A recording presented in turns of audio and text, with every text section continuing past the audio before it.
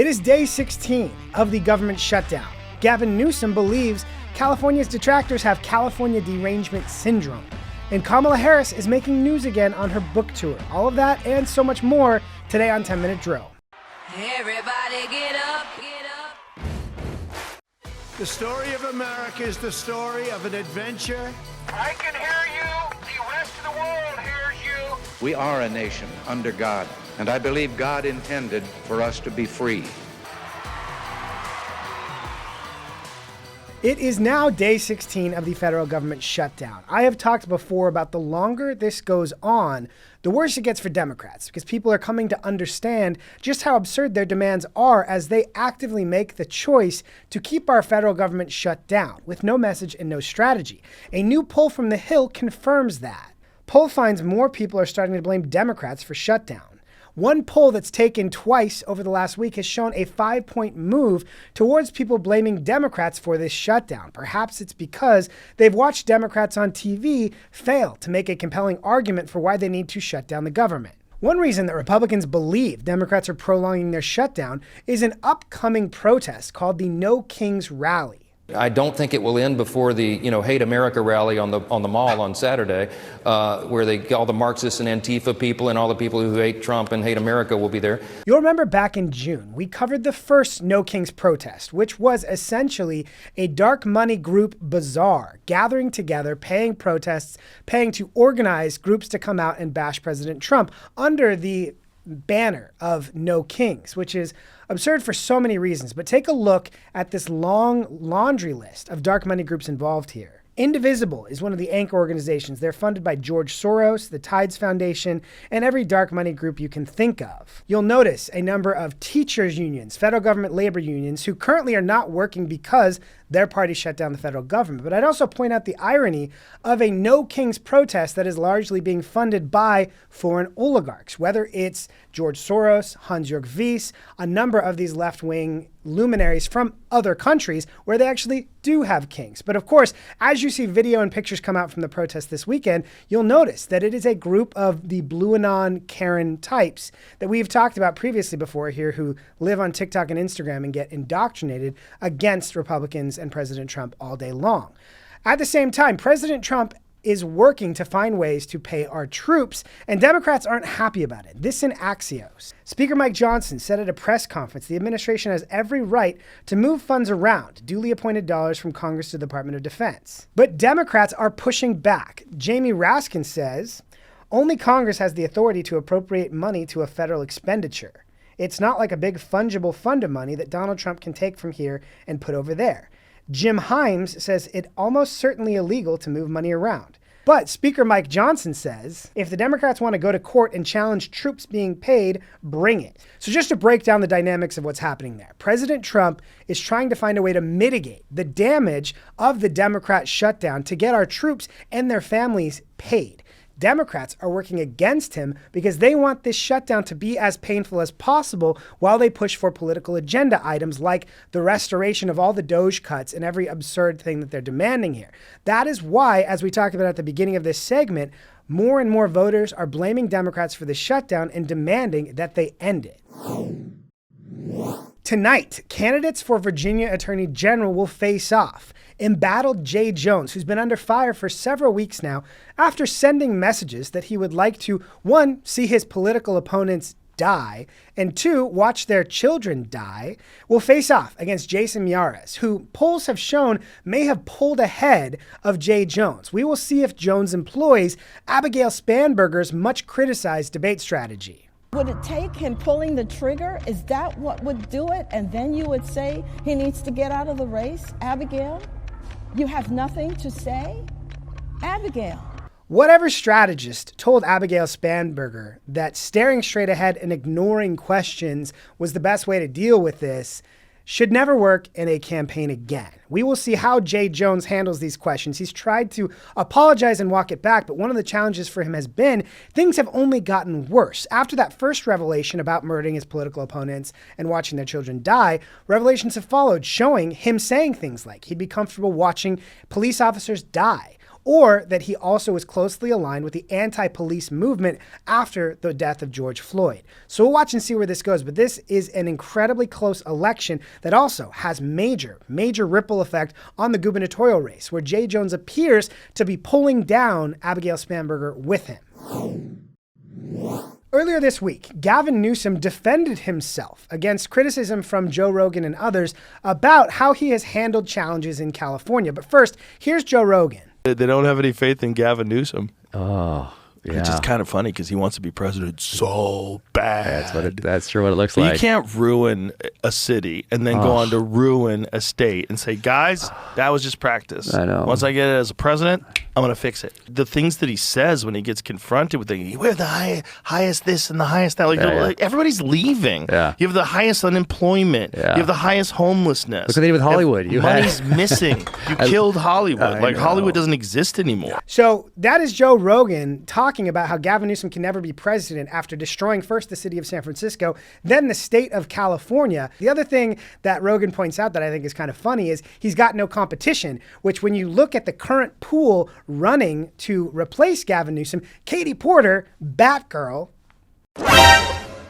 We can't get enough of Katie Porter, but here's how Gavin responded to Rogan.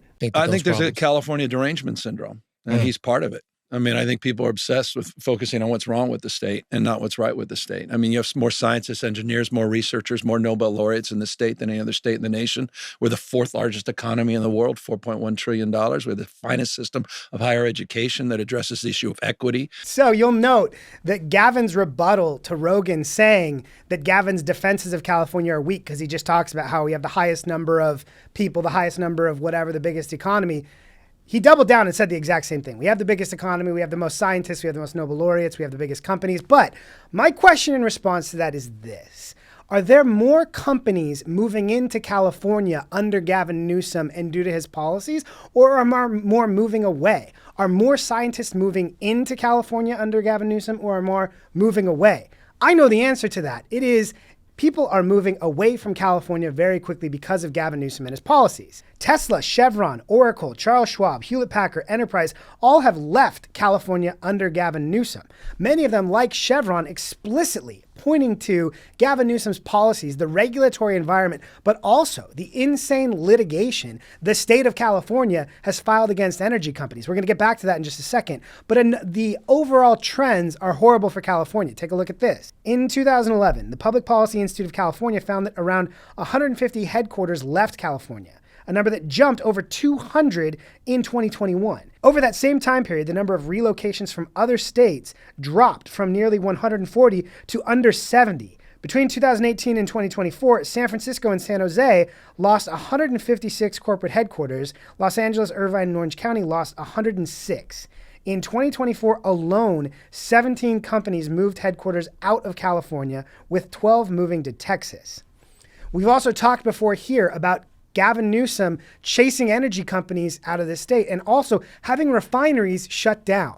Under Gavin Newsom, 2 refineries have closed, which means gas prices could jump up to $8.50, specifically because of Gavin Newsom's policies and a state legislature that has made attacking reliable energy their entire personality. So it's obviously the terrible energy policies like we talked about, but it's also just absurd local policy, like what we saw just in Los Angeles this week from Bill Malugin at Fox News. Despite recently cutting $25 million from the LA County DA's office, LA County officials voted yesterday to declare an immigration emergency, giving them the authority to provide taxpayer-funded rent relief, legal aid, and other services to illegal aliens and their families. So if you're a California taxpayer, you're funding things like an immigration emergency where $25 million will go to help illegal immigrants avoid deportation, even though currently about 65% of the country wants illegal immigrants deported. If you were an 8-year-old child playing SimCity, trying to destroy a city completely, would you do anything differently than what California elected officials are doing right now? Probably not.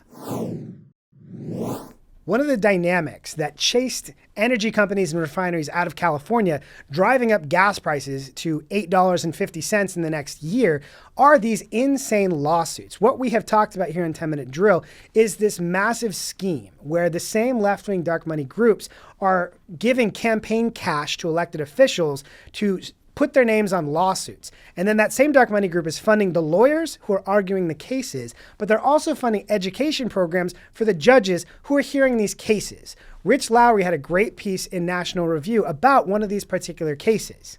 A preposterous legal assault against fossil fuels. Aaron Brockett is the woke mayor of Boulder, Colorado. He has made so-called social justice a priority in his public career. As the website of the city of Boulder notes proudly, as part of the city's commitment to advancing racial equity, Mayor Brockett has attended the Advancing Racial Equity Role of Government and Bias and Microaggression trainings. They're also now suing energy companies for their role in climate change, even though the energy companies that they're naming in this lawsuit aren't even in Boulder. This is a pattern that we've seen now from more than 9 states and the District of Columbia and over 30 different cities who are suing energy companies to try and take money from them to fund their own infrastructure. And they're suing them, arguing that these oil and gas companies have contributed to climate change. Boulder's arguing the energy companies caused floodwaters, fires, hail, rain, snow, and wind. It sounds a little bit like the very high drugged leadership of Boulder, Colorado, believes that these energy companies are the small children of Captain Planet. This is similar to a case that we've seen from Honolulu, where the radical city leadership is arguing that oil and gas companies have caused sea level rise. Now, again, there is no logical connection that they've ever been able to make with the science, arguing that people putting gas in their cars somehow caused the level of the sea to rise in Honolulu. Just as they have not made any causal connection between wind in Boulder, Colorado, and what we're seeing, people using oil and gas for. But here's Rich Lowry again. At the end of the day, the climate suits are shakedowns. The plaintiffs want the oil companies to cough up billions of dollars to the government and nonprofits to fund the green agenda and become, in effect, quasi-public entities. This is how the left wants to destroy fossil fuels and get more of us into electric cars. One dynamic that we've talked about here on 10 Minute Drill is in the first few months of the Trump administration, a number of left-wing dark money groups ran into lots of trouble getting donors and having any actual success in their advocacy efforts. This from Politico was particularly interesting. Big Green Mess. The Sierra Club would very much like to be in the news for its efforts to fight the Trump administration on climate change, save endangered species, and close coal plants. But lately, the iconic environmental group's internal conflict is what's making headlines. Oh man, you hate to see it. A left-wing dark money group that has spent the last several years trying to destroy reliable energy in the United States and make our lives more difficult and more expensive is running into trouble? Oh no, say it isn't so. Politico goes on. The Green Group fired its boss, Ben Jealous, in August in what quickly devolved into a bitter public breakup. Sierra Club's board said it fired Jealous for cause, following extensive evaluation of his conduct. Jealous had been the subject of a sexual harassment complaint, although the group hasn't specified its reasons for the ouster. Ooh, this is getting good. Jealous and his allies are fighting back. Civil rights leader Al Sharpton got involved, warning of serious racial implications of firing. Jealous says he raised concerns about racial discrimination and retaliation during his tenure.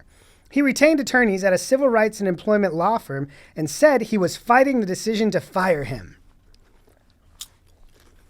I say, Let them fight. I personally hope that Kamala Harris never goes away. Now, we don't know what she's going to do because her book and terrible campaigns and everything that she's done suggests that she has no political future, but she did make news again this week on her book tour. Well, some people have actually said I was the most qualified candidate ever to run for president. Now, just to be clear here, she served a partial term in the Senate. She had a disastrous term as the Attorney General of California, where she was involved in, for example, Prop 47, the soft on crime bill that made it legal to shoplift in the state, and a whole host of drug crimes went from being felonies to misdemeanors, which many attribute to California's current crime crisis. That has Kamala Harris's name all over it. And then, of course, her term as vice president, which was not exactly a walk in the park, but if it will keep her involved in the political discussion, Let her believe she's the most qualified candidate of all time. Pass for popcorn. That is all the time we have for today. Thank you so much for joining us on 10 Minute Drill. I think we had a good time. Please like, subscribe, leave a review, tell your friends. Have a great weekend.